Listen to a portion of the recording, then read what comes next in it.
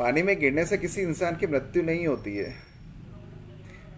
इंसान तब मरता है जब उसे तैरना नहीं आता है। इसी तरीके से परिस्थितियां कभी समस्या नहीं बनती हैं।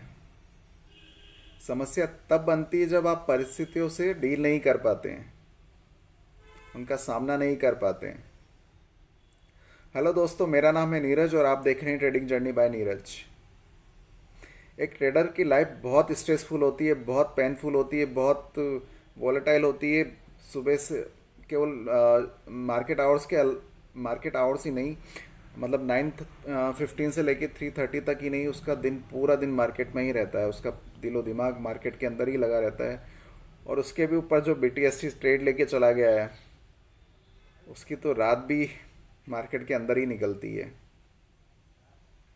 तो दोस्तों, मैंने जब स्टार्टिंग में ही आपको बताया था कि मेरा पर्पज़ यहाँ पे केवल वीडियोस में केवल ट्रेडिंग सिखाना ही नहीं है, आपको ट्रेडिंग से रिलेटेड वीडियो बनाना ही नहीं है। मेरा एक और पर्पज़ है कि मैं जो मेरे ट्रेडिंग कम्युनिटी है, जो बहुत स्ट्रेस में रहती है, बहुत पेनफुल एनवायरनमेंट में रहती है, उसका थोड़ा सा मैं स्ट्रेस कम कर सकूँ, उन्हें थोड़ा सा जीवन का नज़रिया दे सकूँ, कुछ बता सकूँ, कुछ सिखा सकूँ, कुछ खुद सीख सकूँ।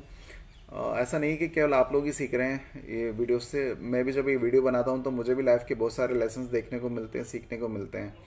तो उसी से रिलेटेड एक मैं आपको एक स्टोरी सुनाने जा रहा हूँ। तो सुनिएगा और सीखिएगा और बताइएगा मुझे कि आप लोगों ने इससे क्या सीखा है और क्या रिलेट करती है आपकी लाइफ में। अब मुझे काफ़ी इस स्टोरी से सीखने को मिला है। तो चलिए चलते हैं, आगे बढ़ते हैं, इस स्टोरी को स्टार्ट करते हैं। एक राज्य था, बहुत पुरानी बात है, एक राज्य था, उसमें एक राजा हुआ करता था। वो राजा था दिव्यांग। दिव्यांग समझते हैं ना आप, हैंडीकैप। वो राजा दिव्यांग था। अ, उसका एक पैर नहीं था और उसकी एक आंख नहीं थी। बट वो बहुत अच्छा, स्वभाव का बहुत अच्छा था। उसकी प्रजा भी उसे बहुत प्यार करती थी। प्रजा खुश रहती थी। प्रजा हमेशा ये दुआ मांगती थी कि राजा हमेशा ज़िंदगी भर हमारा यही राजा रहे। वो राजा भी काफ़ी, उसे ये दुख नहीं था कि मैं हैंडीकैप हूँ, मैं दिव्यांग हूँ। वो हमेशा खुश रहता था। ज़िंदगी बीत रही थी, लाइफ में सब कुछ चल रहा था। एक दिन उस राजा ने सोचा कि क्यों ना आज मैं अपने पूर्वजों की फ़ोटोज़ देखूं। तो वो उस गैलरी की तरफ निकल गया जहाँ होता है ना ऐसा, पुराना जो आपने देखा होगा महलों वगैरह में, कि एक पूरी गैलरी बनी होती है जहाँ पे राजा महाराजाओं के दादा परदादा उन सब की फ़ोटोज़ लगी रहती है। तो उस गैलरी में गया, वो सबकी फ़ोटोज़ देखता जा रहा था और खुश हो रहा था कि उसके दादा परदादा, उनके भी दादा ने कितनी वीरता दिखाई है, कितना सब कुछ बढ़िया करा है उन्होंने, लाइफ का सब कुछ अचीव करा था, प्रजाओं से खुश थी, सब कुछ करा। वो ऐसा करते करते सारे उसने पोर्ट्रेट्स देखे और आगे बढ़ता गया। और जब लास्ट पोर्ट्रेट आया, उसके आगे की दीवार जब खाली थी, तो उसके मन में मायूसी छा गई। क्योंकि उसे पता था कि उस जो अभी अब जो ये खाली जगह है, उस पर उसकी पोर्ट्रेट लगने वाली है, उसकी फ़ोटो लगने वाली है। तो वो सोचने लगा, मैंने क्या वीरता दिखाई है। मेरा तो एक पैर नहीं है, मैं एक आंख से देख नहीं सकता, मेरा फ़ोटो लगेगा तो कितना गंदा लगेगा। और मेरे जो पूर्वज हैं उनका फ़ोटोज़ कितने अच्छे लगे हुए हैं, कितने खूबसूरत है, कितने अच्छे तरीके से बने हुए फ़ोटोज़ हैं। और मेरा फ़ोटो जब लगेगा तो वो किस तरीके का होगा। तो उसके मन में एक ख्याल आ रहे थे। उसी वक्त उसके मन में ख्याल आया कि क्यों ना मैं अभी अपना एक फ़ोटो बनवा के इस जगह लगवा दूँ, ताकि एक अच्छा फ़ोटो लग सके मेरा। उसे मन ही मन तो ध्यान था कि जब मेरा एक पैर नहीं है और एक आंख नहीं है तो क्या अच्छा फ़ोटो बनेगा मेरा। बट उसने सोचा कि जब तक मैं जीवित हूँ तब तक तो कर लेता हूँ कोशिश। तो उसने एक काम करा, उसने कहा, पूरे अपने मंत्री को बुला के कहा, पूरे राज्य में घोषणा करवा दो कि मुझे मेरा फ़ोटो जो भी सबसे अच्छा बना कर देगा, मैं उसे बहुत अच्छा इनाम दूंगा, ऐसा इनाम दूंगा जो उसने सोचा भी नहीं होगा। तो उस राज्य में बहुत बड़े बड़े चित्रकार थे, बहुत बड़े बड़े फ़ोटो बनाने वाले कारीगर थे। सभी ने सोचा कि हम बना लेते हैं, बट उन्हें फिर एकदम ख्याल आया उन लोगों को कि राजा का तो एक पैर नहीं और एक आंख नहीं है, दिव्यांग है राजा हमारा।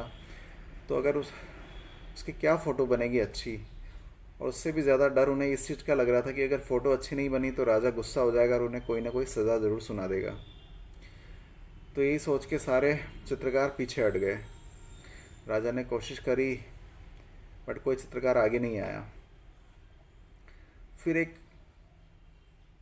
युवा चित्रकार वो आगे आया और उसने कहा, राजा जी मुझे थोड़ा सा समय दीजिए, मैं आपकी बहुत अच्छी फ़ोटो बनाकर आपको दे के जाऊँगा। तो राजा ने कहा, कोई दिक्कत नहीं, मुझे तुम समय लो पर मेरी फ़ोटो अच्छी होनी चाहिए। तो उस युवा ने कहा कि बिल्कुल राजा जी, आपकी फ़ोटो बहुत अच्छी होगी, आप यकीन रखिए मुझ पर। तो राजा ने कहा ठीक है। एक सप्ताह बाद वो युवा राजा की एक बहुत खूबसूरत, बहुत अच्छी फ़ोटो लेके दरबार में पेश हुआ। जिसने वो फ़ोटो देखी, हर दरबारी ने उसकी तारीफ़ करी। हर दरबारी को लगा कि इससे बढ़िया फ़ोटो कोई बना ही नहीं सकता था और इससे बढ़िया फ़ोटो राजा जी की बन ही नहीं सकती थी। जब वो राजा के पास वो फ़ोटो लेके गया तो राजा भी उसे देखते ही बिल्कुल आश्चर्यचकित हो गया और उसका दिल बहुत खुश हो गया। वो सोचने लगा कि इतनी बढ़िया फ़ोटो कैसे बना सकता है इंसान। उस फ़ोटो में क्या था पता है आपको? उस फ़ोटो में उसने, चित्रकार ने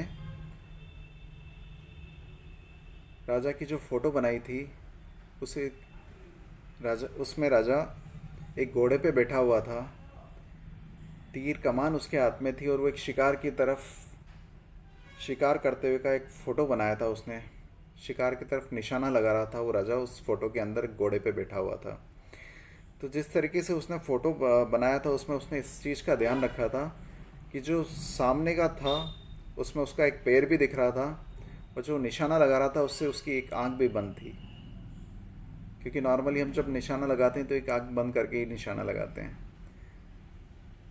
तो जो चित्रकार ने जो खूबसूरती से, जिस समझदारी और खूबसूरती से जो फ़ोटो बनाया था वो बिल्कुल अविश्वसनीय था। चुनौती तो उस चित्रकार के सामने भी थी कि उसे उस दिव्यांग राजा का अच्छा खूबसूरत फ़ोटो बनाना था जिसमें कोई कमी ना हो। पर उस चित्रकार ने पूरी समझदारी दिखाई।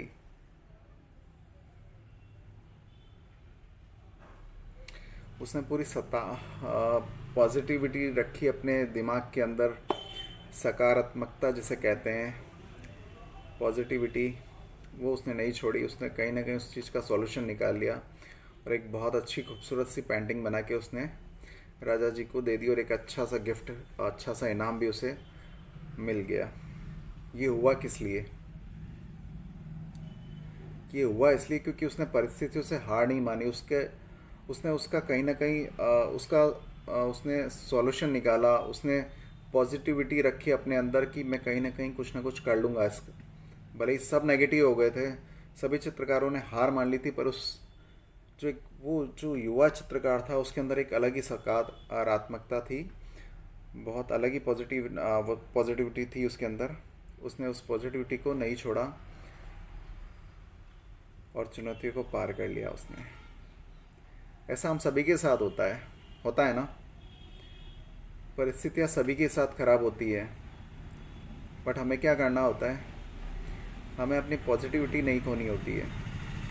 ज़िंदगी को देखने का जो नज़रिया है उसे हमेशा सकारात्मक रखिए, पॉजिटिव रखिए, नेगेटिव थॉट्स को अपने से दूर रखिए बिल्कुल। चाहे आपके कितना भी बड़ा लॉस हो चुका हो, पर उम्मीद मत छोड़िए, हारिए मत। कहीं ना कहीं दिन तो ऐसा आएगा जब आप टॉप पर पहुंचेंगे, टॉप पर जाएंगे। वो कहते हैं ना, वो एक बहुत पुरानी कहावत है कि मत हार मानने मुसाफिर, हो सकता है कि गुच्छे की जो आखिरी चाबी हो उसी से दरवाज़ा खुल सकता है। तो वो आखिरी चाबी शायद अभी बची हुई हो, आपने पूरा गुच्छा नहीं यूज़ किया हो।